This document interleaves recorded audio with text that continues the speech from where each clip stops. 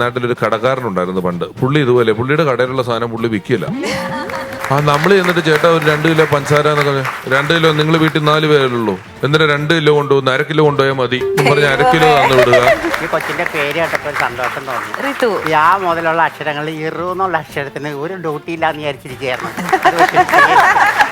ബാർബികളുടെ doll ഉണ്ടായിരിക്കും, ചെറിയ വണ്ടി ഉണ്ടായിരിക്കും, പൂമാറ്റ ഉണ്ടായിരിക്കും, കാറ്റത്താടുന്ന മയിൽപ്പീലികൾ ഉണ്ടായിരിക്കും. എന്തിനാ നമ്മൾ തലയിലിരുന്ന് ബുഷ് വരെ ഗിയർ ലിവർ ഇട്ടിട്ടാണ് ചേട്ടൻ വണ്ടി ഓടിക്കുന്നത്. ഈ അമ്മച്ചിക്ക് ആകപ്പാട് അറിയാവുന്നത് 2 ഷൂ മാത്രമേ ഉള്ളൂ കേട്ടോ. ഒന്ന് ഷൂ എന്നും പറഞ്ഞ് ഒപ്പിടാനും അറിയാം, പിന്നെ കറക്റ്റ് സമയത്ത് രാവിലെയും വൈകുന്നേരം വന്ന് ഷൂ എന്ന് കറക്കാനും അറിയാം. പണ്ടേതോ മാനിന്റെ കൊമ്പുകളും ചില്ലകളും തോലുകളും വീസുകളാ പാഴ്സലാക്കി മാറ്റവേ. Once upon a time, once upon a time, once upon a time, once upon a time.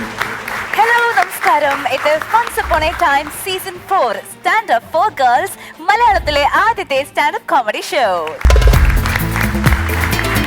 ശീലങ്ങൾ നമ്മുടെ ലൈഫിന്റെ ഒരു ഭാഗമാണ്. ഹാബിറ്റ്സ് നമുക്കറിയാം, there are good habits and bad habits. ഇതിൽ പോസിറ്റീവ് ഹാബിറ്റ്സ് നമ്മുടെ ജീവിതത്തിന്റെ ഒരു ഭാഗമാക്കുന്ന അല്ലെങ്കിൽ ശീലമാക്കുന്നത് വളരെ നല്ലൊരു കാര്യമാണ്.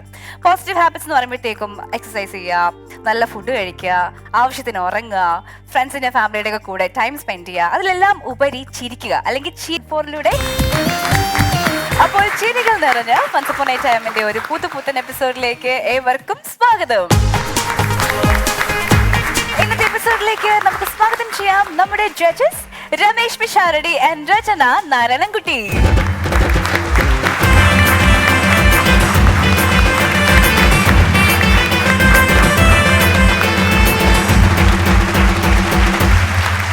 നമസ്കാരം. ഡയാന നമ്മുടെ എപ്പിസോഡിന്റെ തുടക്കത്തിൽ പറഞ്ഞതിന്റെ ഒരു രത്ന ചുരുക്കം എന്ന് പറയുന്നത് നമ്മൾ ചിരിക്കാൻ സമയം കണ്ടെത്തണം എന്നുള്ളതാണ്. ഞാനൊക്കെ പക്ഷെ ഇതിന്റെ നേരെ റിവേഴ്സ് പോളിസി ജീവിക്കുന്ന ഒരാളാണ്. ചിരിക്കാതിരിക്കാനുള്ള സമയം മാത്രം കണ്ടെത്തി മാറ്റിവെക്കുക.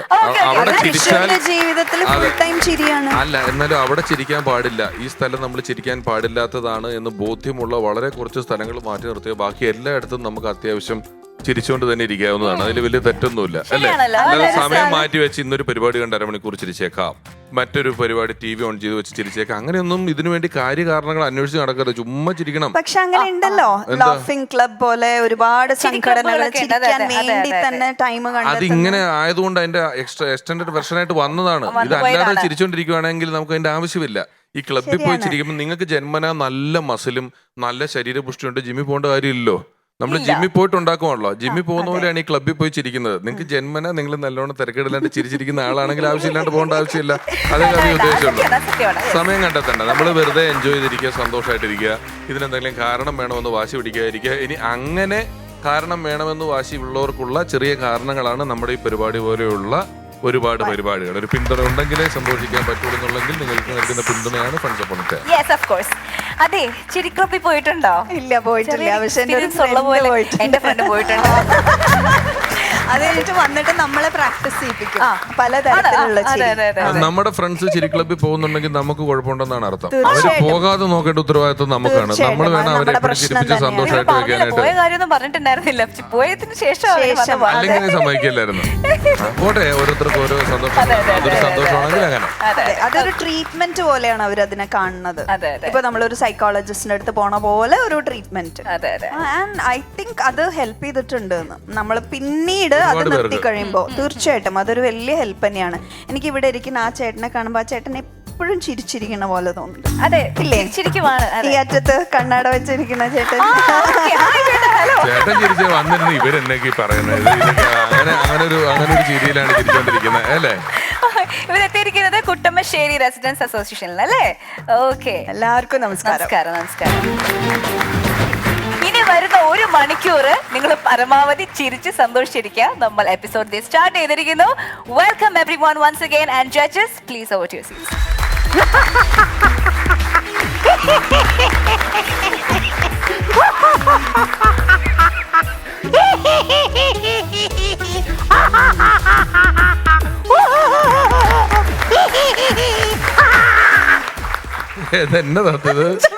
ഞാനേ ചിരി ക്ലബ്ബിൽ പോയിട്ട് വന്ന വഴിയാ.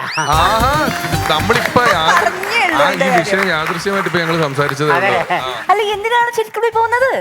നമ്മുടെ തമാശകളൊക്കെ ദേ അവിടെ ഇരുന്ന് കണ്ട് ചിരിച്ച് ഹാപ്പി ആയ പോരെ? നീ എന്ത് വർത്താനായി പറയണേ?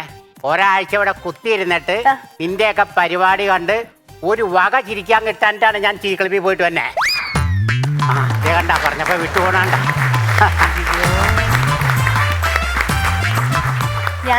ഞാൻ ഇന്നലെ ഒരു സ്വപ്നം കണ്ടു. ആരെയാടി? അതായത് ഞാനൊരു ജ്വല്ലറിയിൽ ഇരിക്കുന്നു. നല്ല ജ്വല്ലറിയുടെ നല്ല രസമുള്ള ഒരുപാട് ഓർണമെന്റ്സ് ഉണ്ട്. ഞാൻ ഇങ്ങനെ കണ്ണാടിയിൽ നോക്കിയിട്ട് നല്ല ഭംഗിയുള്ള ഒരു ഹെവി നെക്ലേസ് ഒക്കെ ഇട്ട് ഭയങ്കര രസം കേട്ടോ. കാണാനും ഭയങ്കര രസമായിട്ട് ഭയങ്കര സുന്ദരിയായിട്ടുണ്ട്. അതെ, നല്ല അടിപൊളി സ്വപ്നമായിരുന്നു. മാലയൊക്കെ ഇട്ട്. എത്ര മണിക്കായി സ്വപ്നം കണ്ടേ? വെളുപ്പിനെയാണ് കണ്ടത്. വെളുപ്പിന് എത്ര മണിയായി കാണും? വെളുപ്പിനെ ഒരു 11 മണിക്ക്. 11 മണിയാണോ വെളുപ്പ്? നേരം വെളുപ്പ് ഉച്ച വരെ കടന്നുറങ്ങിയിട്ട് ഉച്ചക്ക് എഴുന്നേറ്റിട്ട് വെളുപ്പാണെന്നാ? എന്തായാലും ഞാനും ഒരു സ്വപ്നം കണ്ടു. പിന്നെ ഞാൻ കണ്ട സ്വപ്നം എന്ന് പറഞ്ഞാൽ ഇങ്ങനത്തെ സ്വപ്നമൊന്നും അല്ല. ഞാനൊരു ഫ്ലൈറ്റിനകത്ത് ഇരിക്കണം. ആ ഫ്ലൈറ്റിൽ ഇങ്ങനെ മേഘങ്ങളുടെ ഇടയിൽ കൂടെ ഇങ്ങനെ പറന്നു പോവാ. അപ്പോൾ എയർ ഹോസ്പിറ്റലിൽ ഇങ്ങനെ വന്നിട്ട് എൻ്റെ അടുത്ത് ബിരിയാണി വേണമെന്ന് ചോദിക്കുന്നു. അപ്പോൾ ഞാൻ പറഞ്ഞു ബിരിയാണി വേണമെന്ന് പറഞ്ഞു. ബിരിയാണി ഇങ്ങനെ മേടിക്കുന്നു. അപ്പോൾ തൊട്ടപ്പുറത്തൊരു മദാമ, ഹായ്, ഇപ്പുറത്തൊരു നല്ല സായിപ്പ്. അവരുടെ ഇടയിൽ ഞാനിങ്ങനെ ഇരുന്നിട്ട് ബിരിയാണി ഇങ്ങനെ കഴിച്ചോണ്ടിരിക്കേ. എന്നെ കൊണ്ടുപോയില്ലല്ലോ ട്രിപ്പിന്. നിന്നെ എങ്ങനെ കൊണ്ടുപോണേ? നീ ജ്വല്ലറിയിൽ മറ്റേ നെക്ലസ് നോക്കിക്കൊണ്ടിരിക്കല്ലേ? പിന്നെ എങ്ങനെ നിന്നെ കൊണ്ടുപോണേ? നീ വലിയ വർത്താനം പറഞ്ഞ് കണ്ട ആൾക്കാരെ വിളിക്കാം. അപ്പോ നമുക്ക് ഇങ്ങോട്ടേക്ക് വെൽക്കം ചെയ്യാം ഋതു and Susheela Devi.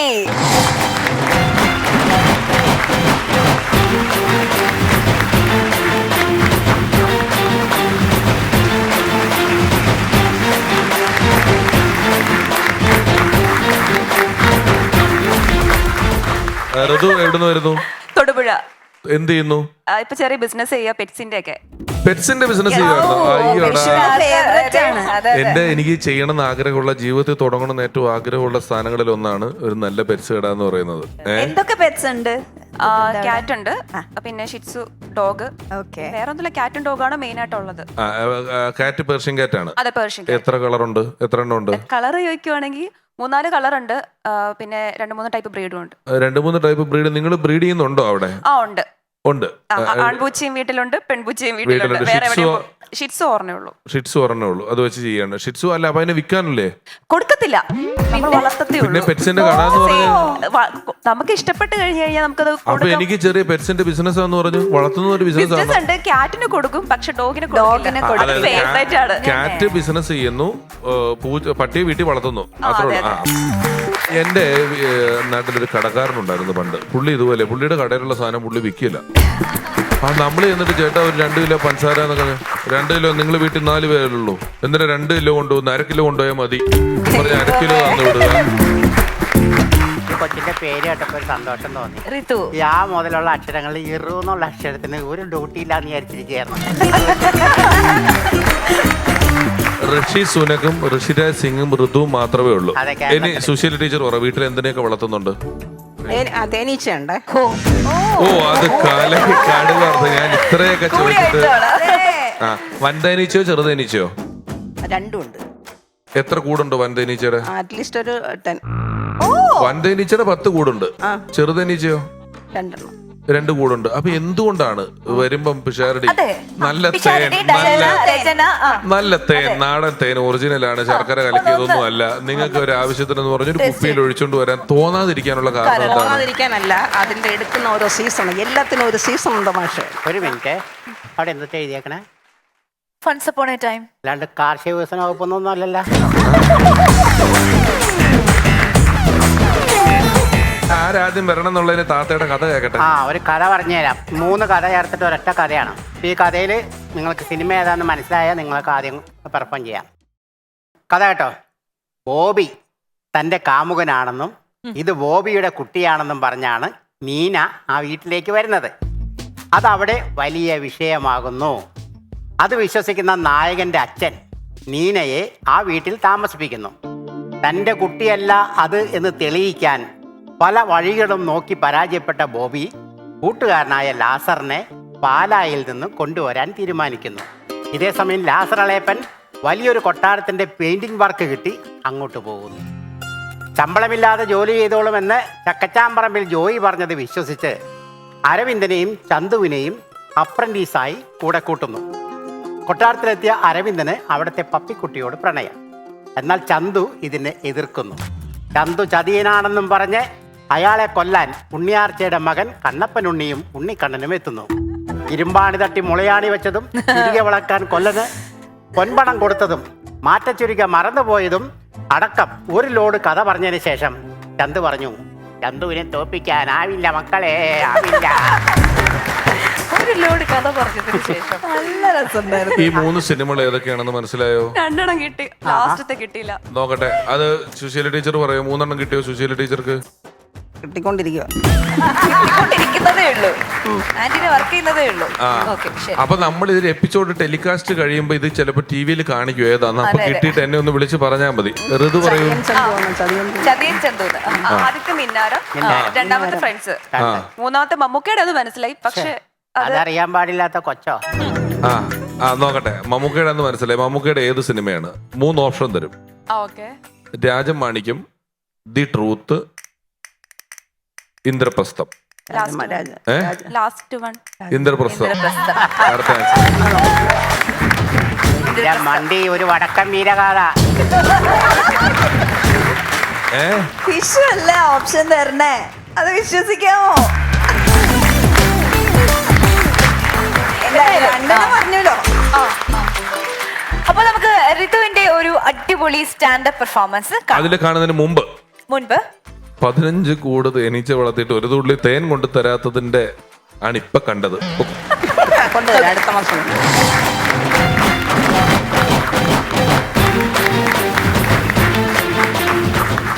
Hi, hello, നമസ്കാരം. എൻ്റെ പേര് ഋതു, തൊടുപുഴക്കാരിയാണ്. അപ്പം ഞാൻ പഠിക്കുവാണ്. പിന്നെ എൻ്റെ കൂടെ വീട്ടിൽ ചെറുതായിട്ട് പെറ്റ്സിൻ്റെ ബിസിനസ്സൊക്കെ ചെയ്യുന്നുണ്ട്. ഞാൻ സ്ഥിരമായിട്ട് പോകുന്ന ബസ്സിൻ്റെയും അതിലെ ഡ്രൈവറേട്ടൻ്റെയും കണ്ടക്ടറേട്ടൻ്റെ വീഡിയോ എടുക്കുക, ഇൻസ്റ്റാ റീൽസിൽ പോസ്റ്റ് ചെയ്യുക, ലൈക്ക് മേടിക്കുക, കമൻറ്റ് കുത്തിയിരുന്ന് വായിക്കുക, വൈറലാക്കുക. ഇതാണ് എൻ്റെ ഇപ്പോഴത്തെ ഹോബി. അപ്പം എൻ്റെ ഇന്നത്തെ കണ്ടന്റ് എന്ന് പറയുന്നത് പ്രൈവറ്റ് ബസ്. അപ്പം നമുക്കൊരു ബസ് യാത്രയായാലോ? ആരൊക്കെ കൂടെ പോരും? രമേശ് ചേട്ടൻ പോരുമോ? താത്തയും പോരൂല്ലേ? താത്തനെ ഞാൻ ഫ്രണ്ട് സീറ്റ് ഇരുത്തും. ആണാ? വണ്ടി ഓടിക്കാൻ പറയരുത്, പിടിച്ചിരുന്നാ മതി. രമേശ് ചേട്ടാ, പണ്ടൊക്കെ ഈ ബസ് എന്ന് പറയുമ്പോഴേ, പണ്ടൊക്കെ സ്കൂളിൽ പഠിക്കുന്ന സമയത്ത് ഞാൻ ചിലപ്പോൾ ഒറ്റയ്ക്കായിരിക്കും ബസ്സിൽ കയറാറുണ്ടായിരിക്കുക. അപ്പൊ കൈ നീട്ടുമുണ്ടല്ലോ, ബസ് നിർത്തുവോ, നിർത്താതെ പോവോ? അഥവാ നിർത്താതെ പോയി കഴിഞ്ഞ് കഴിഞ്ഞാൽ നാണക്കേടാവുമല്ലോ. ഏത് ബസ്സിലിരിക്കുന്നവരും കാണും, നാട്ടുകാരെ നിങ്ങളും കാണും. അപ്പൊ ഞാൻ ഓർക്കും, അങ്ങനെ നിർത്താതെ പോയി കഴിഞ്ഞാൽ ഇനി മേലെ ആ ബസ് കയറത്തില്ലെന്നും ആ ബസ്സിന്റെ പരിസരത്ത് പോലും പോകാതെ മുങ്ങി നടക്കാന്ന് വിചാരിച്ചിട്ടുണ്ട്. പിന്നെ നമ്മൾ കടയിലൊക്കെ പോയി കഴിയുമ്പോഴത്തേക്ക് ഞാൻ കടയിൽ പോവാണേണല്ലോ, 1 രൂപ കിട്ടുകയാണെങ്കിൽ ഞാൻ അത് ചോദിച്ചു മേടിച്ചിരിക്കും. താത്തനെ കണ്ടാലറിയാം, താത്ത 1 രൂപ ഫുള്ള് മേടിച്ചിട്ട് താത്ത തിരിച്ചു പോരത്തുള്ളൂ. ബസ്സിന് മുന്നിൽ കൈ നീട്ടാൻ മാത്രമല്ല കേട്ടോ, ബാലൻസിന് കണ്ടക്ടർ മുന്നിൽ കൈ നീട്ടാൻ എനിക്ക് ഭയങ്കര മടിയാണ്. പിന്നെ നമ്മുടെ ഈ ബസ് പറഞ്ഞല്ലോ, ചെളിപുരണ്ട ആനവണ്ടി പോലെയൊന്നുമില്ല. ആ വരവൊന്ന് കാണേണ്ടതാ. ദിവസവും കുളിച്ച് സുന്ദരിയായി ചന്ദനക്കുരയൊക്കെ തൊട്ട് വലിയ പൂമാലയൊക്കെ ഇട്ടാണ് പുള്ളിക്കാരുടെ വരവ്. പ്രത്യേകിച്ച് നമ്മുടെ താമരാശം പിള്ള. എല്ലാവർക്കും താമരാശം പിള്ള ഓർമ്മയുണ്ടായിരിക്കും അല്ലേ? താമരാശം പിള്ള കല്യാണത്തിന് വരുന്നൊരു വരവുണ്ട്. അതേപോലെ പ്രത്യേകിച്ച് ഈ ന്യൂ ഇയർ ഒക്കെ ആണെങ്കിൽ പറമ്പിലെ വാഴ മുതൽ തെങ്ങിൻപൂക്കൽ വരെ വണ്ടിയുടെ ഫ്രണ്ടിൽ കെട്ടി വെച്ചിട്ടാണ് വണ്ടി വരുന്നത്. അത് മാത്രല്ല, ഇപ്പൊ വിഷു ആണെങ്കിൽ കണിക്കൊന്ന പൂ കൊണ്ട് ഹൽദിക്ക് ഒരുങ്ങി വരുന്ന പോലെ ഒരു മഞ്ഞമായി ആയിരിക്കും വണ്ടിയുടെ ഫ്രണ്ടില്. ഇപ്പൊ ക്രിസ്മസ് ആണെങ്കിൽ ഒരു ക്രിസ്മസ് ട്രീയും, വാലന്റൈൻസ് ഡേ ആകുമ്പോൾ ചങ്കത്തൊരു ബലൂൺ വെച്ചിട്ട് ഇങ്ങനെയാണ് ഇപ്പോഴത്തെ വണ്ടികളെല്ലാം വരുന്നത്. പിന്നെ നമ്മുടെ ബസ്സിന്റെ ഇപ്പോഴത്തെ ഒരു ട്രെൻഡിങ് ആയിട്ടൊരു സംഭവം ഉണ്ട്. യൂട്യൂബിലൊക്കെ ട്രെൻഡിങ് ആയിട്ടൊരു സാധനം ഉണ്ടല്ലോ, എന്തോ അത് നമ്മുടെ വീട്ടിൽ എന്തൊക്കെയുണ്ട്, നമ്മുടെ റൂമിൽ എന്തൊക്കെയുണ്ട്, നമ്മുടെ അലമാരിയിൽ എന്തൊക്കെയുണ്ട്, പാത്രത്തിൽ എന്തൊക്കെയുണ്ട്, എന്തോ അത് ഹോം ടൂർ. അതുപോലെ നമുക്കൊരു ബസ് ടൂർ കണ്ടാലോ? Bus tour. അപ്പൊ നമുക്ക് ബസ്സിന്റെ ഉള്ളിലേക്ക് പ്രവേശിക്കാം. അപ്പോൾ ഡയന ചേച്ചി ബസ്സിന്റെ ഉള്ളിൽ കയറ്റുകയൊക്കെ ചെയ്യാം. അവിടെ പല സാധനങ്ങളും കാണും, ഒന്ന് അടിച്ചു മാറ്റിയേക്കരുത്. എന്തെങ്കിലും വേണമെങ്കിൽ ഞാൻ എടുത്തു തരാം കേട്ടോ. അപ്പോൾ നമ്മൾ ബസ്സിനുള്ളിലേക്ക് പ്രവേശിക്കുകയാണ്. ബസ്സിനുള്ളിലേക്ക് പ്രവേശിക്കുമ്പോൾ നമ്മളവിടെ കാണുന്ന പൂമാലകളുടെ ശേഖരമായിരിക്കും. പല കളറിലും പല തരത്തിലുള്ള പൂമാലകൾ ചുറ്റും ഇങ്ങനെ കാണും. പിന്നെ മണി അടിക്കുന്ന കയറിൽ നോക്കിക്കഴിഞ്ഞാൽ പല തരത്തിലുള്ള കീ ചെയിനുകൾ കാണാം അവിടെ. പിന്നെ നമ്മൾ ബസ്സിന്റെ ഫ്രണ്ടിലേക്ക് നോക്കുമ്പോൾ തന്നെ അവിടെ ബാർബികളുടെ ഡോൾ ഉണ്ടായിരിക്കും, ചെറിയ വണ്ടി ഉണ്ടായിരിക്കും, പൂമ്പാറ്റ ഉണ്ടായിരിക്കും, കാറ്റത്താടുന്ന മയിൽപ്പീലികൾ ഉണ്ടായിരിക്കും. ഇങ്ങനെ പല സാധനങ്ങളും ആ ഒരു ഫ്രണ്ടിൽ ഉണ്ടായിരിക്കും. എന്തിന്, നമ്മൾ തലയിലിരുന്ന് ബുഷ് വരെ ഗിയർ ലിവർ ഇട്ടിട്ടാണ് ചേട്ടൻ വണ്ടി ഓടിക്കുന്നത്. അത് മാത്രല്ല രമേശ് ചേട്ടാ, ഇപ്പൊ പല ബസ്സിലും ട്രെൻഡിങ് ആണ്. ഗിയർ ലിവറിലുണ്ടല്ലോ പാവാട വരെ തയ്പ്പിച്ച് ബാർബികളാക്കി ഇട്ടേക്കുവാണ്. പിന്നെ വണ്ടി സ്പീഡിൽ പോകുമ്പോൾ ഡ്രീം ക്യാച്ചർ ഷെയർ കാണും. ഈ സ്പീഡിൽ പോകുമ്പോൾ ഈ ഡ്രീം ക്യാച്ചിൽ കോഴിത്തൂകുലകളൊക്കെ ഇങ്ങനെ ആടും. കാറ്റ് താർന്ന ഡ്രീം ക്യാച്ചിന് കോഴിത്തൂകുല വകഞ്ഞ് മാറ്റിയിട്ടാണ് ഡ്രൈവറായിട്ട് വണ്ടി ഓടിക്കുന്നത്. നിങ്ങളെല്ലാവരും ബസ്സിലെ രാവിലത്തെ ട്രിപ്പിൽ കയറിയിട്ടുണ്ടോ? രാവിലെ ഒരു 5:30 ചിലപ്പോൾ 6 മണി സമയത്തായിരിക്കും രാവിലത്തെ ട്രിപ്പ് എന്ന് പറയുന്നത്. രാവിലത്തെ ട്രിപ്പിലൊന്ന് കയറണം. കത്തിച്ച് വെച്ച് ചന്ദനത്തിരി, പൂമാലകൾക്ക് നടുവിലിരിക്കുന്ന രൂപങ്ങളും ഒപ്പം ഒരു ഭക്തിഗാനം കൂടെ ആകുമ്പോൾ ആഹാ, ഞാനത് അമ്പലത്തിലാണോ പള്ളിയിലാണോ എന്ന് ആലോചിച്ചു. അപ്പൊ നമ്മൾ രാവിലെ ബസ്സിൽ വെക്കുന്ന പാട്ടെന്ന് പറയുന്നത് പന്തളനാഥൻ വൻപുലി മേലെ വന്നെഴുന്നീടും മാമലയിൽ മകരവിളക്കിൻ മഞ്ജുളനാദം മിഴിതെളിയാനായി കാണും ഞാൻ എന്നൊരു 8 മണി ഒരു 10:30 വരെ സമയം നിങ്ങളെ പോലുള്ള സുന്ദരിമാരും കോളേജുമാരും ഒക്കെ വണ്ടി കയറുമ്പോൾ വെക്കുന്ന പാട്ട്. അപ്പൊ ഡ്രൈവറായിട്ട് മാസം കാണിച്ച് കുറുക്കനെ കറക്കണ കിളിയല്ലേ, കിളികളെ പോറ്റണ കൂടല്ലേ, കുറുക്കല്ലേ കുറുക്കുത്തി മലരല്ലേ, മലരിലെ മലത്തേനാണേ എന്നൊരു ഉച്ചയൊക്കെ ആകുമ്പോൾ ചോറൊക്കെ ഉണ്ടിട്ട് മടുത്ത് വണ്ടി ഓടിക്കായിരിക്കും. എങ്ങനെയും ഒന്ന് എത്തിയാൽ മതി എന്നുള്ളായിരിക്കും. നമ്മൾ യാത്രക്കാർക്കാണെങ്കിലും ഭയങ്കര മുഷിപ്പായിരിക്കും. അപ്പൊ വെക്കുന്ന പാട്ട് കുട്ടിക്കൂറുമ്പിന്റെ കാന്തരിച്ചുണ്ടുമായി കുഞ്ഞാറ്റ കിളി പോരൂലേ, ഉച്ചമയക്കത്തിൽ പൂച്ച കൂരിഞ്ഞേനല്ലേ മാറിൽ പാതുങ്ങൂലേ എന്ന അവസാനത്തെ ട്രിപ്പുണ്ട്. ആ ട്രിപ്പ് ഒന്ന് കാണേണ്ടതാ. 2 അടിച്ചിട്ടൊക്കെ കയറുന്ന ചേട്ടന്മാർ കാണും. ഒരു പാട്ട് വെച്ച് തുള്ളിച്ചാട റെഡി ആക്കുന്ന ചേട്ടന്മാരുണ്ടായിരിക്കും. അപ്പൊ നമ്മൾ വെക്കുന്ന പാട്ട് അപ്പടി പോട് പോട് പോട് അസുഖ് പോട് കണ്ണാലേ. 5 മിനിറ്റ് നേരത്തെങ്കിലും എത്തണം. യാത്രക്കാരെ ഇറക്കണം, വണ്ടി ഒതുക്കണം, എന്നിട്ട് വേണം ഡ്രൈവറുടെ 2 ഒന്ന് ചെറുതായിട്ടൊന്ന് അടിക്കുക. ഈ ഉദ്ദേശത്തോടുകൂടിയാണ് ജെറ്റ് പോകുന്ന പോലെ ആയിരിക്കും രാത്രിയിലെ ട്രിപ്പ് എന്ന് പറയുന്നത്. പിന്നെ തമിഴ് സോങ്ങും DJ ലൈറ്റും മസ്റ്റ് ആയിരിക്കും. പിന്നെ നമ്മുടെ കോടീശ്വരം പ്രോഗ്രാമിൽ ഹോട്ട് സീറ്റ് എല്ലാവർക്കും അറിയായിരിക്കും. കോടീശ്വരം പ്രോഗ്രാമിൽ മാത്രമല്ല നമ്മുടെ ബസ്സിൽ ഹോട്ട് സീറ്റ് ഉണ്ട്. താത്തയ്ക്ക് അറിയോ? അതാ നമ്മുടെ ബോണറ്റ്. തിരക്കുള്ള വണ്ടിയിൽ നിന്ന് കാല് കഴിക്കുമ്പോൾ ഇരിക്കാനൊരു മോഹം. ഇതാ കിടക്കണ ബോണറ്റ് ഒഴിക്കും, നേരെ കമ്പിക്കുള്ളിൽ വലിഞ്ഞ് കയറി അവിടെ കയറി കുത്തിയിരിക്കുമ്പോഴോ നിങ്ങളെല്ലാം എൻ്റെ മുഖത്തേക്ക് വായി നോക്കി ഇരിക്കണു. ആദ്യമൊക്കെ ഇരിക്കും, നല്ല ഗമ്മയൊക്കെ ഇട്ടിരിക്കും, ഫോണൊക്കെ തോണ്ടി. കുഴപ്പമില്ല. കുറച്ച് കഴിയുമ്പോൾ കുഴപ്പമുണ്ടോ? ഇല്ല. കുറച്ചുകൂടെ കഴിയുമ്പോൾ ഉണ്ട്. ഒന്ന് എണീറ്റ് വെക്കാന്ന് പറഞ്ഞ് അങ്ങ് എണീക്കും അങ്ങോട്ട്. അപ്പൊ എനിക്ക് പറയാനുള്ളത് ബോണറ്റ് ഇരിക്കുന്നവർ കുറച്ച് കട്ടിയുള്ള വസ്ത്രമൊക്കെ ധരിച്ച്, പ്രത്യേകിച്ച് ചേച്ചിമാരിയിരിക്കണം. പിന്നെ നമ്മുടെ ബസ്സിന്റെ കേസ് പറഞ്ഞപ്പോ ഈ ഇന്നത്തെ കേരളത്തിലെ പല ബസ്സുകളും, എല്ലാ ബസ്സിലും ഒന്നുമില്ല, ചില ബസ്സിൽ ഈ ബോണറ്റ് പറഞ്ഞപ്പോഴാട്ടോ ഓർത്തത്. ഈ ഫിഷ് ടാങ്ക് ഇല്ലേ, ചെറിയ ഫിഷ് ടാങ്ക്, അത് വരെ ഉണ്ട്. ഓരോ കുടിയിലും ചാടുമ്പോൾ ഈ മീനിന് തുള്ളി കളിക്കും.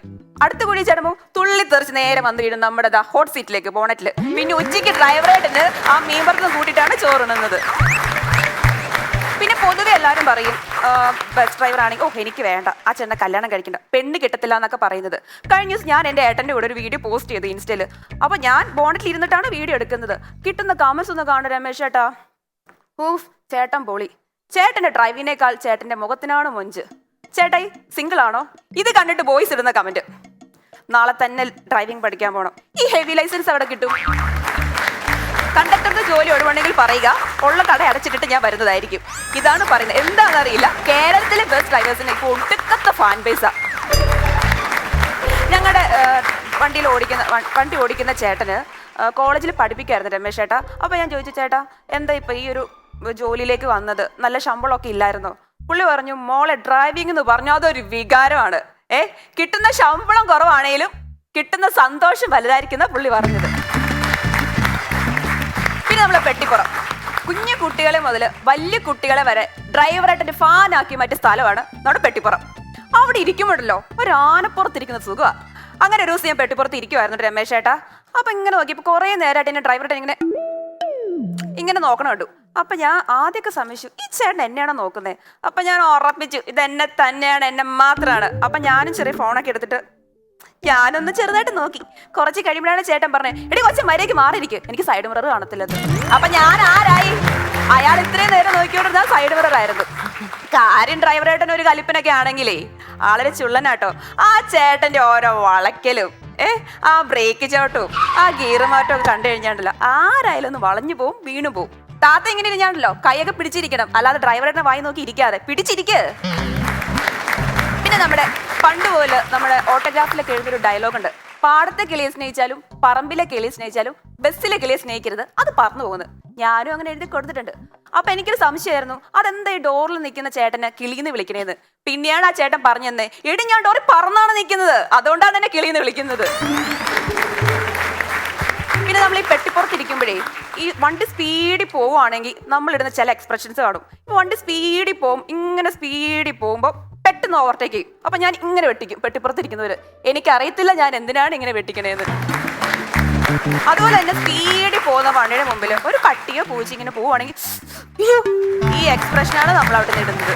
അപ്പോൾ നമ്മുടെ മന്ത്രി പറഞ്ഞ പോലെ വണ്ടി ഓടിക്കുന്നതിലല്ല, വണ്ടിയെ കൈകാര്യം ചെയ്യുന്നതിലാണ് കാര്യം. അപ്പൊ മര്യാദയ്ക്ക് ഓടിച്ചില്ലെങ്കിൽ നാട്ടുകാരും പോലീസുകാരും കൈകാര്യം ചെയ്യും. അപ്പൊ ഞാൻ ഈ സ്റ്റോപ്പിൽ ഇറങ്ങുവാണേ. Tata, thank U.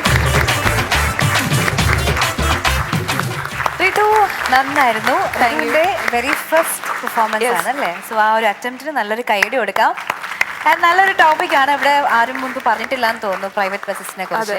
എനിക്ക് ഇവിടെ ഒരു പ്രൈവറ്റ് ബസ്സസിനെ കുറിച്ചൊരു നല്ലൊരു ഓർമ്മ. അതായത് ഒരു പത്തനംതിട്ട കോട്ടയം ഭാഗത്തൊക്കെയുള്ള പ്രൈവറ്റ് ബസ്സസ്, പ്രത്യേകിച്ച് ഉള്ളിലൊക്കെ സർവീസുള്ള ബസ്സിലൊക്കെ നല്ല പാട്ട് വയ്ക്കും.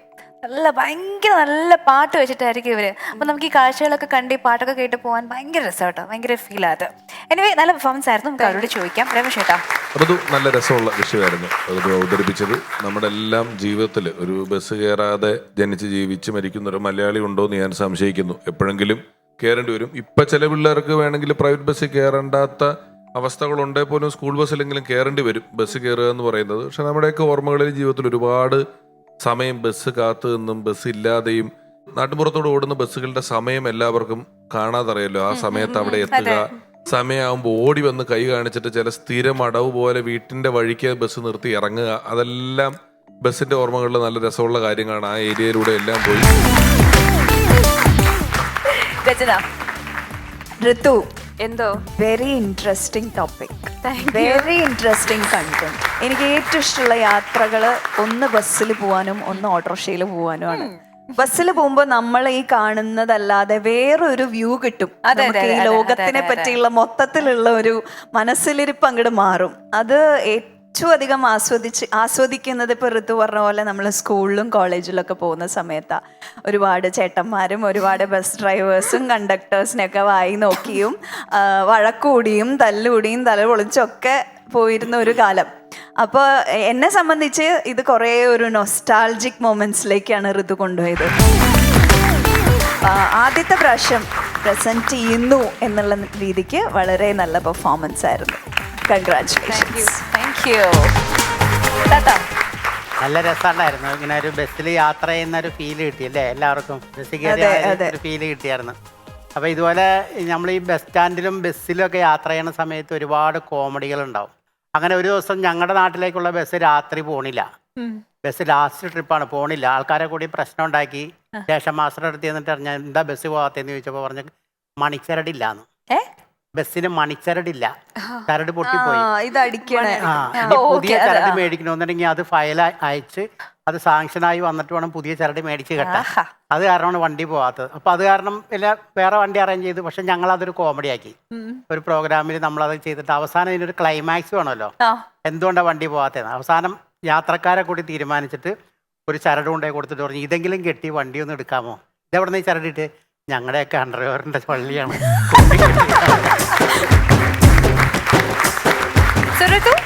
നന്നായിരുന്നു. നമുക്ക് മാർക്സ് അറിയാം. Okay, thank you.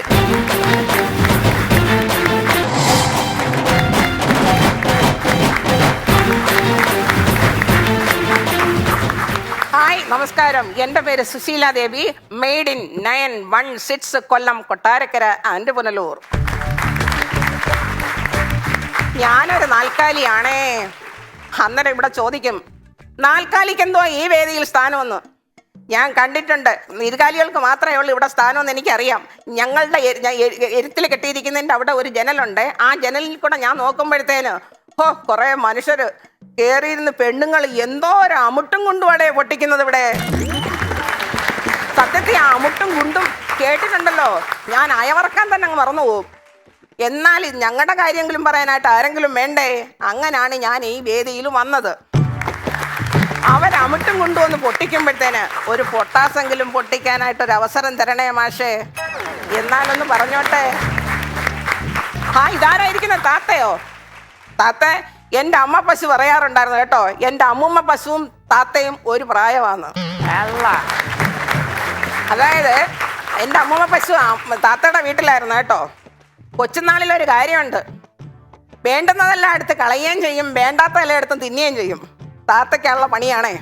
ഈ താത്തയാണെങ്കിലുണ്ടല്ലോ, തിന്നാനായിട്ട് പഴം കൊടുക്കുമ്പോഴുണ്ടല്ലോ, ആ പഴത്തൊലി എടുത്ത് താത്ത തിന്നിട്ട് പഴമെടുത്ത് എൻ്റെ അമ്മൂമ്മ പശുവിന് കൊടുക്കും. ഇച്ചിരൂടെ കഴിഞ്ഞപ്പോൾ ഉണ്ടടാ, എൻ്റെ അമ്മൂമ്മ പശു അങ്ങ് ചീർത്തും വന്ന് താത്ത മെലിഞ്ഞും വന്നു. ഈ താത്തയുടെ നല്ല നടപ്പ് കാരണമാണെന്ന് തോന്നുന്നു. താത്തയുടെ ബാപ്പയും ഉമ്മയും എന്തോ എന്നറിയാമോ, താത്തയെ പിടിച്ച് ബീരാനിക്കായ്ക്ക് കെട്ടിച്ചും കൊടുത്തിട്ട് എൻ്റെ അമ്മൂമ്മ പശുവിനെ കാതറിക്കായ ഉണ്ടായിരുന്ന അവിടെ കയറിട്ട് കെട്ടിച്ചും കൊടുത്തു. ആ കയറിട്ട് കെട്ടിക്കൊണ്ട് ഞാനിപ്പം നിൽക്കുന്ന വീട്ടിലാണേ വന്നത് കേട്ടോ. അവരൊക്കെ എങ്ങനെ പോയി തലമുറയായിട്ട്. ഇപ്പം ഞാനാണ് തള്ളപ്പശു. എനിക്കൊരു കൊച്ചു കുട്ടിയുണ്ട്, അവിടെ കണ്ട് നിന്നിരുന്ന് മേയുന്നുണ്ട്. ഇവിടുത്തെ അമ്മ അയ്യോ അവിടെ നിന്ന് എൻ്റെ കരയുന്നുണ്ടോ എന്തോ, അവിടെ കേട്ടോ. ഞാനിവിടെ നിൽക്കുന്ന ആ വീട്ടിലെ കാര്യം അങ്ങ് പറയാം. ഇവിടുത്തെ ഒരു അമ്മച്ചി ഉണ്ടല്ലോ, അമ്മച്ചി ഞങ്ങളെ അങ്ങനെയൊന്നും നോക്കത്തില്ല. അവരുടെ വരുമാനം കൂട്ടാനും എൻ്റെ ബോറടി മാറ്റാനും വേണ്ടിയിട്ട് എന്താണെന്ന് അറിയത്തില്ല, ഓരോ വർഷവും ഏതാണ്ടൊക്കെ ട്രീറ്റ്മെൻറ്റ് നടത്തുന്നതിൻ്റെ ഫലമായിട്ട് ഞാൻ ഓരോ വർഷവും അവർക്കൊരു പശുക്കുട്ടിയെ വീതം കൊടുക്കുന്നുണ്ട്. ഈ അമ്മച്ചിക്ക് ആകപ്പാട് അറിയാവുന്നത് 2 ഷൂ മാത്രമേ ഉള്ളൂ കേട്ടോ. ഒന്ന് ഷൂ എന്നും പറഞ്ഞ് ഒപ്പിടാനും അറിയാം, പിന്നെ കറക്റ്റ് സമയത്ത് രാവിലെയും വൈകുന്നേരം വന്ന് ഷൂ എന്ന് കറക്കാനും അറിയാം. ഈ കറക്കുന്ന സമയത്ത് എൻ്റെ കുഞ്ഞിനെ എടുത്ത് എൻ്റെ അടുത്തോട്ട് കൊണ്ടങ്ങ് നിർത്തും. നക്കി എൻ്റെ നാക്കും അതുപോലെ എൻ്റെ കുഞ്ഞിൻ്റെ പുറവും അങ്ങ് തേഞ്ഞു പോയി. എന്നാ ഒരു തുള്ളി പാല് അതിന് കൊടുക്കുവോ? അത് കിട്ടുമെന്നും പറഞ്ഞാൽ വരുന്നത്. അവരതെല്ലാം ഊറ്റിയെടുത്ത് നാട്ടുകാർക്കും കൊടുക്കും. പിന്നെ അവരുടെ 2 കൊച്ചുമക്കളുണ്ട് കേട്ടോ. എന്തൊക്കെയാണോ അത് ചീർത്തങ്ങ് കയറി വരുക. പിന്നെ ആ പാടെ ഈ അമ്മച്ചി ഉണ്ടല്ലോ, ഇവിടുത്തെ അമ്മച്ചിക്കൊരു കാര്യമുണ്ട്, അവരെന്തോ സംസാരിച്ചാലും തുള്ളിക്കൊണ്ടേ സംസാരിക്കത്തുള്ളൂ. ഈ അമ്മച്ചിയുടെ തുള്ളൽ കാരണമാണെന്ന് തോന്നുന്നു അവരുടെ മരുമോള് തുള്ളിക്കൊണ്ടങ്ങ് പോയി. പിന്നെ ഈ 2 പേരുടെയും തുള്ളൽ തമ്മിൽ വ്യത്യാസം ഉണ്ടായിരുന്ന ഈ അമ്മച്ചിക്ക് ഓട്ടം തുള്ളലാണെങ്കിൽ മരുമോടെ ശീതങ്കം തുള്ളലായിരുന്നേ. പക്ഷെ അമ്മച്ചിക്ക് ഒറ്റ മോനെ ഉള്ളായിരുന്നു. ആ മോന് ഇഷ്ടം ശീതങ്കം തുള്ളലായതുകൊണ്ട് മാത്രം ആ മരുമോടെ പറയാൻ പോയി. പിന്നെ 2 കൊച്ചുങ്ങളുണ്ടായിരുന്നു. ആ കൊച്ചുങ്ങളെ ഇവിടെ നോക്കുന്നത്. പിന്നെ ഞാനുണ്ടായിട്ട് ആ കൊച്ചുങ്ങൾ ഇങ്ങനെ അങ്ങ് നിൽക്കുന്നു. പിന്നെ ഇവിടെ ഒരു ചേട്ടനുണ്ട്, ഇവിടുത്തെ അച്ഛനാണ്. ഈ ചേട്ടനെ എല്ലാവരും പുരുഷോത്തമൻ ചേട്ടാന്നാ വിളിക്കുന്നത്. ഈ പുരുഷോത്തമൻ ചേട്ടനെ കുറിച്ചാണോ എന്തോ ഒരു കവി പാടിയിട്ടുണ്ട്. പ്രസാദം വദനത്തിങ്കൽ കാരുണ്യം ദർശനത്തിലും മാധുര്യം വാക്കിലും ചേർന്ന് ഉള്ളവനേ പുരുഷോത്തമൻ. ഇനി പ്രസാദം കാരുണ്യം മാധുര്യം ആണുങ്ങൾക്ക് മാത്രമേ ഉള്ളൂ, പെണ്ണുങ്ങൾക്ക് ഇങ്ങനെയുള്ള ഗുരുവൊന്നും ഇല്ലേന്നും ചോദിച്ച് എല്ലാ പെണ്ണുങ്ങളോടും ചേർത്ത് ഇങ്ങോട്ട് വന്ന് പങ്കാളിയിടാൻ വന്നേക്കല്ലേ ഒരു കവിയാണ് പാടിയത്. ഈ ചേട്ടനാണെങ്കിൽ വെറും പാവമായിരുന്നു കേട്ടോ. പറയുന്ന പോലെ തന്നെ ഞങ്ങളെ അടുത്തൊക്കെ വന്ന് ഒന്ന് തടവി ഇട്ട് മോളെ എന്നൊക്കെ വിളിച്ചിട്ടാണ് പോകുന്നത്. അമ്മച്ചിക്ക് ഇതൊന്നും പിടിക്കത്തില്ല കേട്ടോ. അമ്മച്ചി പറയും, നിങ്ങൾക്ക് ജോലിക്ക് പോയിക്കൂടെ മനുഷ്യാന്ന് ചോദിക്കും. ഊക്കൻ ചീത്തവിളിയാണ് ഈ അമ്മച്ചിക്ക്. അമ്മച്ചിയുടെ ചീത്തവിളി കേട്ടിട്ടാണോ എന്തോ ഒരു ദിവസം ഈ ചേട്ടൻ്റെ ചെവി അടിച്ചുപോയി ചേട്ടൻ ഹോസ്പിറ്റലിൽ ചെന്ന് ENT കാണാനായിട്ട് ചെന്നപ്പം ENT ഡോക്ടർ പരിശോധിച്ചിട്ട് ചേട്ടനോട് പറഞ്ഞു, ചേട്ടൻ്റെ ചെവിയിലെ ഒരു സാധനം അങ്ങ് അടിച്ചുപോയെന്ന്. ചേട്ടൻ ചോദിച്ചു, എന്തോ ഡോക്ടറെ അടിച്ചുപോയത്? ചേട്ടൻ്റെ ചെവിയിലെ കോഗ്ലി അടിച്ചുപോയെന്ന്. ചേട്ടന് ഒന്നുമേ മനസ്സിലായില്ല.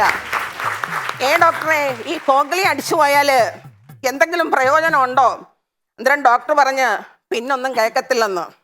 അപ്പോഴത്തേന് ചേട്ടൻ പറഞ്ഞു, ഡോക്ടറെ ആ പഴയ കോഗ്ലിയ അവിടെ തന്നെ ഇരിക്കട്ടെ, ഇനി വേറൊന്നും ബിറ്റ് ചെയ്യണ്ട, അവളുടെ ചീത്തവിളി അതോ പിന്നെ എനിക്ക് കേൾക്കണ്ടല്ലോ എന്ന്. ഈ എല്ലാം പറഞ്ഞു കഴിഞ്ഞിട്ട് ഞങ്ങൾക്ക് കുറേ ശത്രുക്കളുണ്ട് ഇവിടെ കേട്ടോ. കുറേ പൂവൻകോഴികളും പെടക്കോഴികളുണ്ട്. ഈ തള്ള കുറേ വളർത്തുന്നുണ്ട്. എൻ്റെ കൊച്ചിന് കാടിയിൽ ഒരു പറ്റു പോലും കിട്ടത്തില്ല. വറ്റെല്ലാം കൂടെ ഊറ്റിയാറ്റത്താണ് കോഴിക്ക് കൊടുക്കുന്നത്. രാവിലെ ആകുമ്പോഴത്തേന് ഈ കോഴികളെയൊക്കെ അങ്ങോട്ട് തുറന്നു ഇടും. അത് കഴിഞ്ഞിട്ട് കുറേ പൂവൻകോഴികൾ, എൻ്റെ അമ്മോ എന്തോ ഒരു അട്ടകാസവും ബഹളമെന്നറിയാമോ. ഞങ്ങളാണെങ്കിൽ ഈ അവിടെ നിന്ന് ഇവിടുന്നൊക്കെ പുല്ലൊക്കെ തിന്നിട്ട് പിന്നെ അയവിറക്കിയിട്ട് ഒന്ന് വിശ്രമിക്കാമെന്നും പറഞ്ഞിരിക്കുമ്പോഴായിരിക്കും ഇവന്മാരുടെ അട്ടകാസം. ഈ അട്ടകാസവും ബഹളവും കേട്ടിട്ട് ഇങ്ങനെ ഞങ്ങൾ നോക്കുമ്പോഴത്തേന് ഒരു കണ്ടംപൂച്ച പറയും, നീ കിടന്ന് അട്ടകസിച്ചോടാ, എപ്പോഴാണോ എന്തോ വല്ലവൻ്റെ വായിലോട്ട് കയറി പോകുന്നത്. ഈ സാധാരണ വൈകുന്നേരം ഈ കോളേജ് വിട്ട് വരുന്ന പെൺപിള്ളേരുടെ ഇടയിൽ കൂടെ കയറി ഒരു കസർത്ത് കാണിക്കുന്ന കുറെ ഞൊടിയന്മാരില്ലേ, ആ ഞൊടിയന്മാരുടെ കൂട്ടാണ് ഈ പൂവൻകോഴി. അതുപോലെ തന്നെ ഈ ഫാഷൻ പരേഡുകളിൽ ഒരു ഉടുപ്പുമില്ലാതെ ഞെളിപിരി കൊള്ളുന്ന കുറെ സൈസുകളുണ്ട്, അതുപോലെയുമാണ് ഈ പൂവൻകോഴികളെ. പിന്നെ ഇവന്മാർക്കൊരു ഡാൻസ് ഉണ്ട്, ഈ മൈക്കിൾ ജാക്സന്റെ ഏതാണ്ടൊരു ഉണ്ടല്ലോ മൂൺ വാക്കിങ് പോലെ ഇങ്ങനെ ചെയ്തിട്ട് പിടകൾ എന്തോ പിടച്ചോ എന്തോ. സത്യത്തിൽ ഞാനൊന്ന് ചോദിച്ചോട്ടെ മാഷേ, ഈ പൂവൻകോഴികളെയാണോ കെട്ടിയിടേണ്ടത്, ഞങ്ങളെയാണോ? എന്തിനാ ഞങ്ങളെ ഇങ്ങനെ കെട്ടിത്തിടുന്നത്? ഞങ്ങൾ ഇവിടെ അവിടെ നിന്ന് ഞങ്ങളെ അഴിച്ചു വിട്ടാൽ ഞങ്ങൾ അവിടെ നിന്നങ്ങ് മേഞ്ഞോളും. ഇവന്മാരെന്തുവാ ഈ കാണിക്കുന്നത്? ഇതൊന്നും കാണാതെ കെൽപ്പില്ലാതെ ഞങ്ങൾ കണ്ണടച്ചങ്ങ് അയവിറക്കാൻ തുടങ്ങും. ഇനി പറഞ്ഞ് ഈ വീട്ടിലെ കാര്യങ്ങൾ മാത്രമേ പറഞ്ഞോളൂ, ഞങ്ങളുടെ കാര്യങ്ങളൊന്നും പറഞ്ഞില്ല. ഞങ്ങൾക്കും ഉണ്ടേ സന്തോഷങ്ങളും ദുഃഖങ്ങളും, അതൊക്കെ പറയണ്ടേ. ഞാനൊരു കാര്യം ചോദിച്ചട്ടെ, നിങ്ങൾ ഈ മനുഷ്യർ ഈ കൊച്ചുങ്ങളെ പ്രസവിക്കുമ്പോഴത്തേക്കും നിങ്ങൾ ഏതാണ്ടൊക്കെ സ്വീറ്റ് കോൺട്രിബ്യൂഷനൊക്കെ നടത്തുമല്ലോ. എന്തോന്ന് സീറ്റ് കോൺട്രിബ്യൂഷൻ? ഈ കന്നുകാലിക്ക് എന്തുവാ ഇംഗ്ലീഷ് അറിയാമോന്ന് ചോദിക്കും. പിന്നെ ഇല്ലയോ, ഇവിടെ തമ്മച്ചി ഉണ്ടല്ലോ, ഞങ്ങളെ പുല്ല് തിന്നാനായിട്ട് ഒരു CBSE സ്കൂളിന്റെ ബാക്കിലോട്ടാണ് കൊണ്ടുകെട്ടുന്നത്. അങ്ങനെ ഞങ്ങൾ അവിടെ നിന്ന് പുല്ലും തിന്ന് പിന്നല്ല അതും കൂടെ അങ്ങ് പഠിച്ച്, ഇംഗ്ലീഷ് കൂടെ അങ്ങ് പഠിച്ച്. അതുകൊണ്ടാണ് ഇംഗ്ലീഷ് ഇടയ്ക്കൊക്കെ കയറി വരും, ഒന്ന് ക്ഷമിച്ചേക്കണേ. പിന്നെ നിങ്ങൾക്കൊരു കാര്യമുണ്ട്, ഈ കുട്ടികൾ ഇച്ചിരുടെ ഒരു 28 കെട്ടോ, നൂല് കെട്ട്, ചരട് കെട്ട്, 28 കെട്ട്, 4 കെട്ട്, എന്തോരം കെട്ടാടേ കെട്ടുന്നത്. ഞങ്ങൾ പ്രസവിക്കുമ്പോൾ ആരെങ്കിലും അറിയാറുണ്ടോ? ഞങ്ങൾക്ക് ആരെങ്കിലും മുട്ടായി തരാറുണ്ടോ? ഇല്ല. ഈ നൂല് കെട്ട് പോയിട്ട് ഒരു നൂൽബന്ധം പോലും ഞങ്ങൾക്കുണ്ടോ?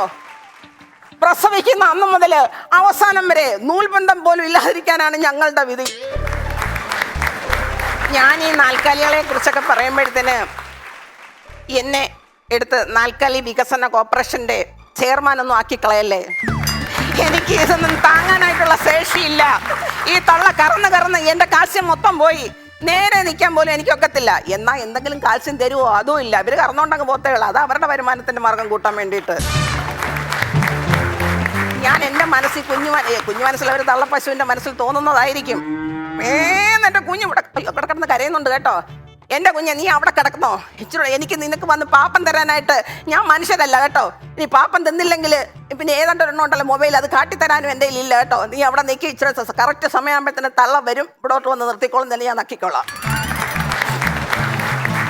ഒരു സിനിമ എടുക്കാനായിട്ട് ആഗ്രഹമുണ്ട് നാൽക്കാലികൾക്ക് വേണ്ടി മാത്രം. അതിനുള്ള ഫിനാൻഷ്യൽ സ്റ്റെബിലിറ്റി ഒന്നും നമുക്കില്ല എങ്കിലും ഒരു ഹെഡ് മാത്രമേ ഉള്ളൂ. നിങ്ങളങ്ങ് ആക്കിക്കോ.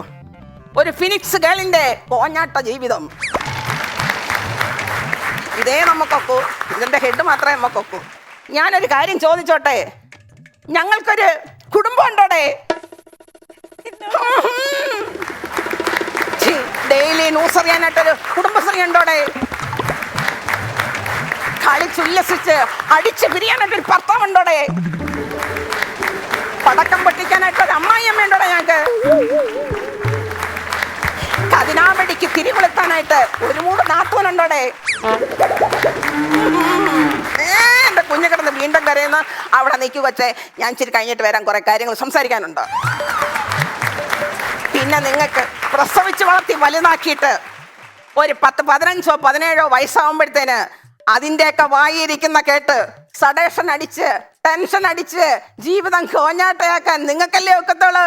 ഞങ്ങൾക്ക് അങ്ങനെയുള്ളൊരു ജീവിതമേ ഇല്ല. ഞാൻ വിചാരിച്ചല്ല, ഞങ്ങൾ സാധാരണയായിട്ട് ഒരു ആപ്ലിക്കേഷൻ കൊടുക്കാനാണ് വന്നത്. ഞങ്ങളുടെ തലയിലെഴുത്ത് മാറാനായിട്ട് എവിടെ ആപ്ലിക്കേഷൻ കൊടുക്കണമെന്ന് പറഞ്ഞു വന്ന ഞാൻ ഇപ്പോൾ ചോദിക്കുന്നു, നിങ്ങളുടെ തലയിലെഴുത്ത് മാറാൻ എവിടെയാണ് ആപ്ലിക്കേഷൻ കൊടുക്കേണ്ടതെന്ന്? മനുഷ്യ, ഹേ മനുഷ്യ, വലിച്ചെറിയോ നിന്റെ മുഖം മൂടി.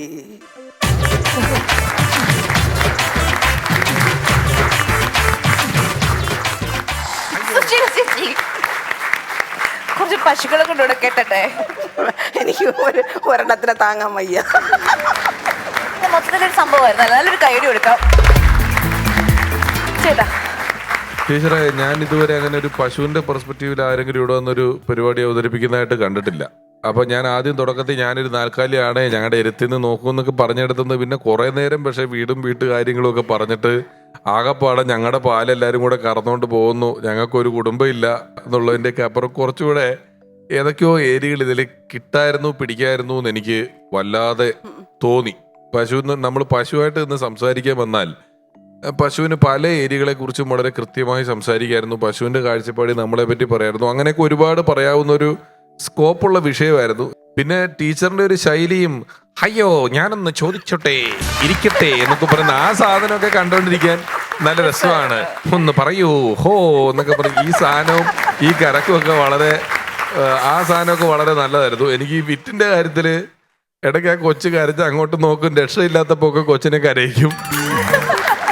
ടീച്ചർക്ക് എപ്പോ രക്ഷയില്ല അയ്യോ എന്റെ കൊച്ചു കരയുന്നു നിക്കേ ഞാൻ വരാം എന്നൊക്കെ പറഞ്ഞ് വിടുന്നതല്ലാതെ എന്തോ എനിക്കൊരു ഇച്ചിരിയും കൂടി ഈ പശുവിന്റെ കാര്യത്തിൽ നിന്ന് ആലോചിച്ചിരുന്നെങ്കിൽ 1 കിലോ ഐറ്റംസ് വേറെ കിട്ടിയേനെ എന്ന് എനിക്ക് തോന്നിപ്പോയി. ആ പ്രദേശത്ത് പിടിച്ചില്ല, ബാക്കിയെല്ലാം ഗംഭീരമായി കേട്ടോ.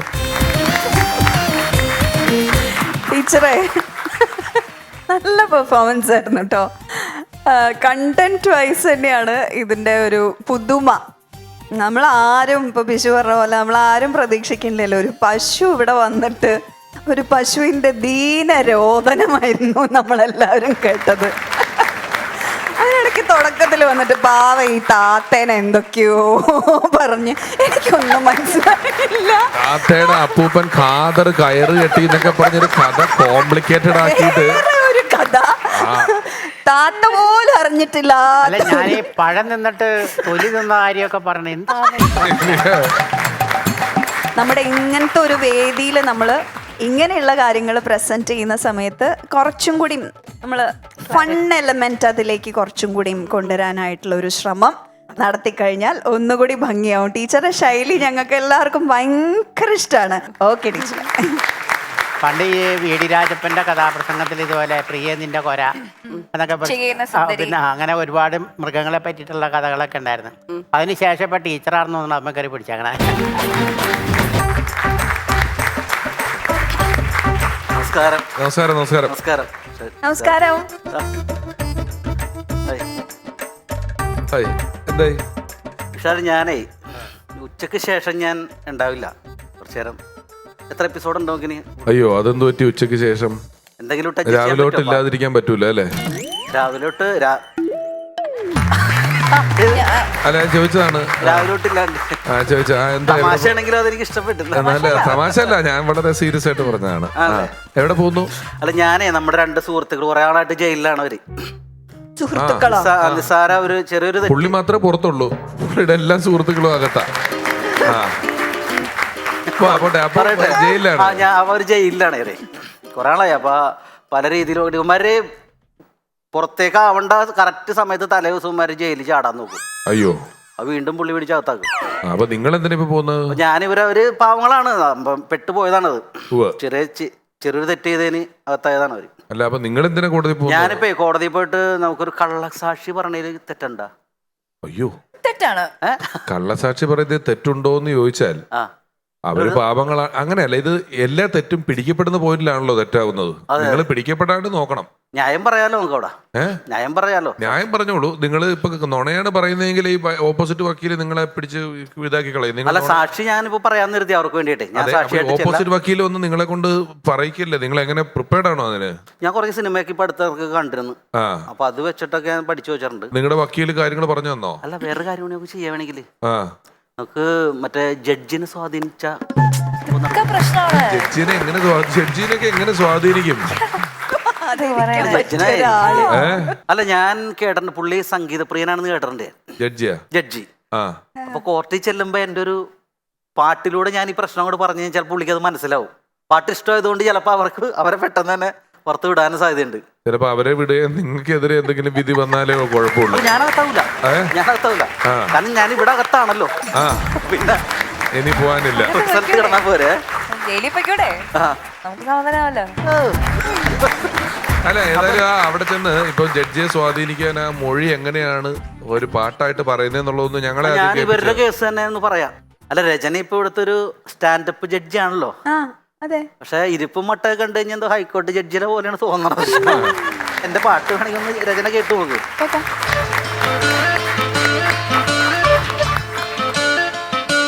രാജദേവനും ദേവരാജനും പണ്ടത്തെ കൂട്ടുപ്രതികൾ മുങ്ങാനവർ നോക്കി ജയിൽ വാർഡൻ പിടികൂടി ഇടികളും തൊഴികളും പതിവായി നേടും രാജദേവനും ദേവരാജനും.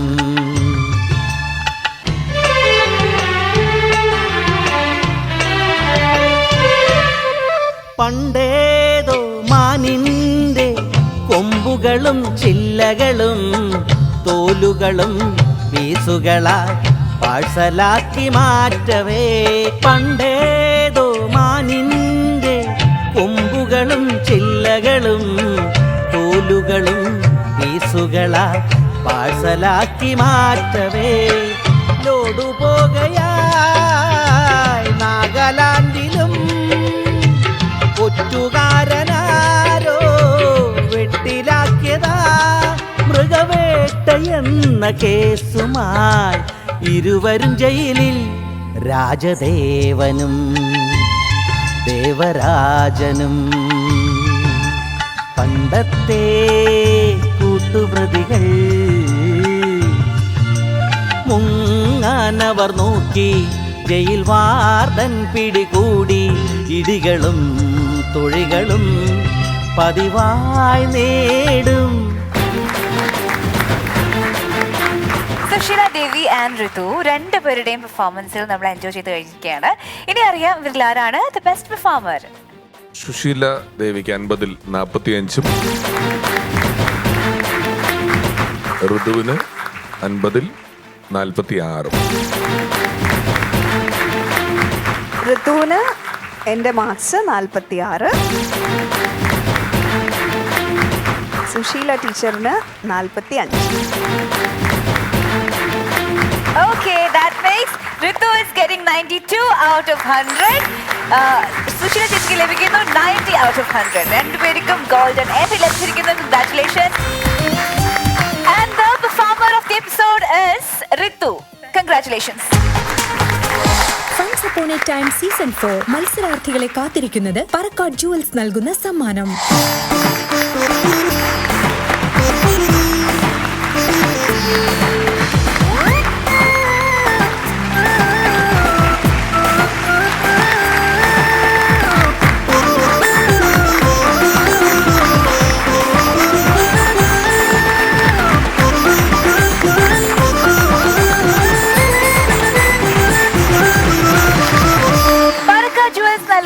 ഗിഫ്റ്റ് ആണ് രണ്ടുപേർക്കും ലഭിച്ചിരിക്കുന്നത്.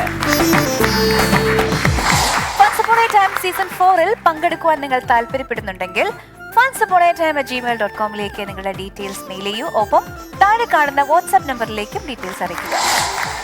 ആൻഡ് ഇതോടുകൂടി Once Upon a Time Season 4-ന്റെ മറ്റൊരു ബ്യൂട്ടിഫുൾ എപ്പിസോഡ് പൂർണ്ണമാവുകയാണ്. വീണ്ടും കാണാം. Until then, goodbye.